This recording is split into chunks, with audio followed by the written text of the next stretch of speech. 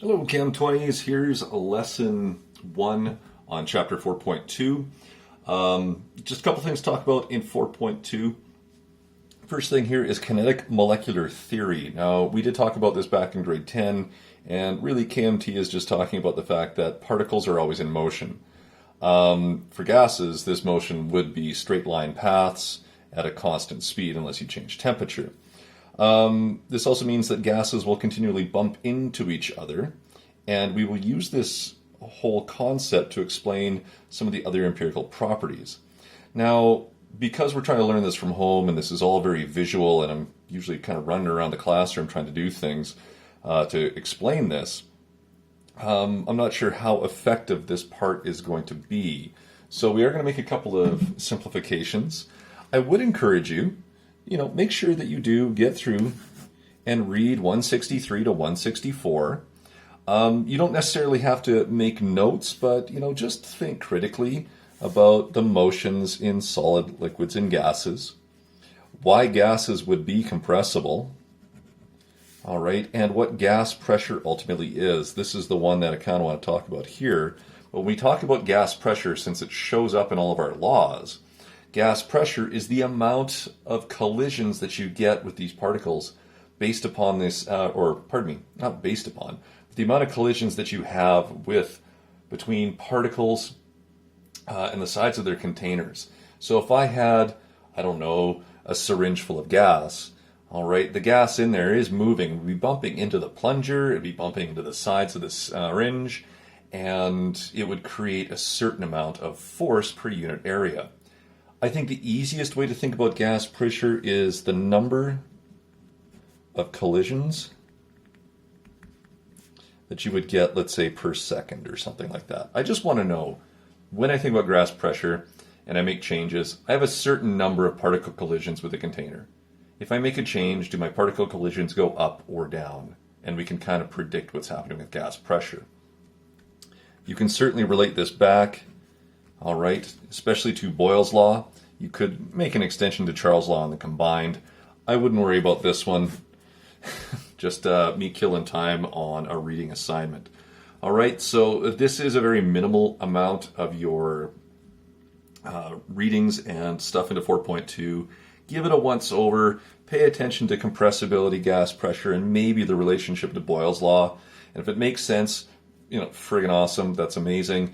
If it doesn't, don't worry about it too much, because we're going to cover off the major points here as we get into the next part. So the next law that we want to look at here is called the law of combining volumes. This is sometimes referred to as Avogadro's law. What he realized was that we could do a few other things here with gases. The important part to remember here when we start getting through this law of combining volumes is that a gas will occupy the same volume at the same temperature and pressure, and therefore contain an equal amount of particles.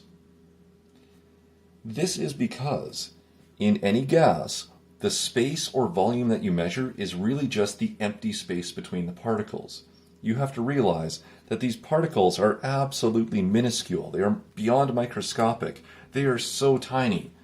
So that if 1 mole of a gas occupies 22.4 liters, essentially 22.4 liters is the empty space. These little particles are so small with respect to the distances between them that they essentially don't count. Avogadro and Gay-Lussac were able to realize that because all gas particles were essentially infinitesimal to the space between them, that every single gas, regardless of its type, will always occupy the same volume at the same temperature and pressure. So if I don't take hot oxygen and mix it with cold nitrogen, I should be fine, so long as oxygen, nitrogen, and helium are all at the same temperature, the same atmospheric pressure, then they all occupy an exact same volume. Hope that's making some sense. This just means that a measurement of volume at known temperatures and pressures gives us a chemical amount. So we're using this law of combining volumes to figure out an amount of gas now, something we've ignored to this point. What this is going to require is looking at the mole ratio. Your volumes of gases, so long as your system stays constant with no changes in temperature and pressure, all right, are going to be measurable not only by their mole ratio, but by their volume ratio. Take a look at this. So if we keep the systems the same, hydrogen gas in this balanced equation has a 1 mole quantity, the molar coefficient of 1. This takes 1 part chlorine. But when we make hydrogen chloride, we make 2 moles or 2 parts of it. Well, because all three things are gases, 1 mole of hydrogen would represent 22.4 liters at STP. Chlorine, because it's a same 1 mole quantity, doesn't matter that it's different than hydrogen, because the particles are so small compared to the space, this will also be 22.4 liters if we are at STP. I'm going to make double the amount of hydrogen chloride, which means I'm going to have double the volume because I'm going to have double the particles. So I end up making 44.8 liter volume of my hydrogen chloride. All Avogadro is saying here is that the volumes that I measure, and they can be random, will be directly comparable to the amount of chemical.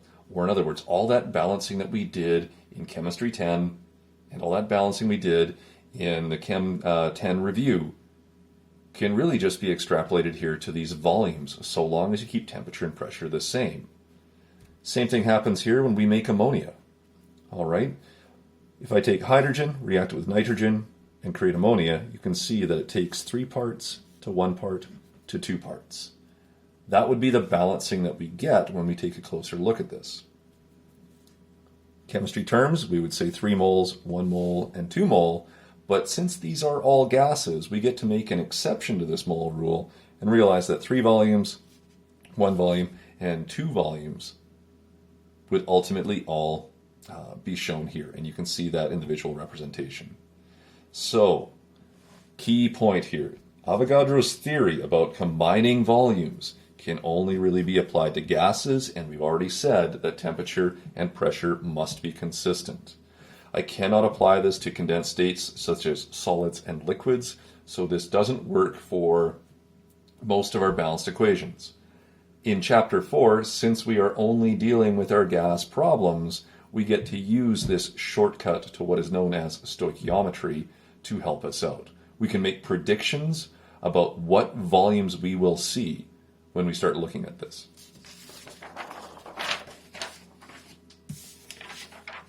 So, let's see if we can sneak in our first example here. It says, what volume of propane is required to react in a combustion reaction if I give you 20 liters of oxygen? Hint, this is something that we will later learn. It's chapters 7 and 8, stoichiometry. We get a glimpse at it here in 4.2 because we get to use this shortcut with gas volumes.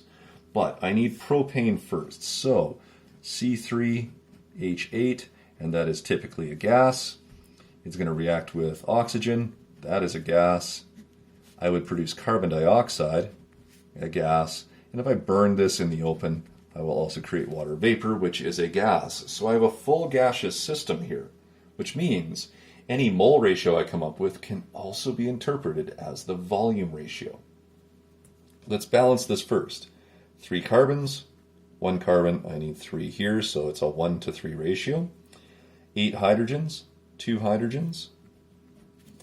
So I have now a 1:4 ratio between propane and water vapor. I now need to take a look at my oxygens. There's 2 in every carbon dioxide, times 3 of them to give me 6, plus 4 more oxygens here gives me 10, which means I will need this. So thinking about what we talked about before, 1 part to 5 parts to 3 parts to 4 parts can be interpreted as 1 mole of propane requires 5 moles of oxygen to produce 3 moles of carbon dioxide and 4 moles of water vapor. Avogadro tells us that 1 volume of propane requires 5 times the volume of oxygen and will produce 3 times the volume and 4 times the volume of the product gases. So all we have here now is a specific amount. We know the ratio between them, but what would it be if I had 20 liters of oxygen? What volume would I need here? Think about it. If 20 liters equals 5 volumes, how many liters would equal 1 volume? That's really all we're saying. The easiest way to do this is to build in the mole ratio. Now, the mole ratio is a strategy that we will use as we look at stoichiometry when things aren't as simple as these nice pretty numbers here. All right, so let's look at it this way. If I have 20.0 liters of oxygen, then this is all going to be governed by a ratio between oxygen and propane. In stoichiometry, we always kind of treat the unit here, or the species, as a unit. I don't want information about oxygen anymore. I want information about propane. And in the balanced equation, I have the ratio between them. It takes 1 volume of propane for every 5 volumes of oxygen. But if I cancel out O2, then I'm just left with liters of propane. 20 liters divided by 5 gives me 4.00 liters of propane required. And if you go back to what we had said, if 20 liters represents 5 parts, how many liters represents 1 part? It's really just a statement of ratio. Hope that made sense. We'll look at 2 more here in just a moment. But yeah, we're just getting a preview into stoichiometry in which we're going to now relate measurements to the balanced chemical equation. We're starting to see some real chemistry now. Okay, see you in lesson 2.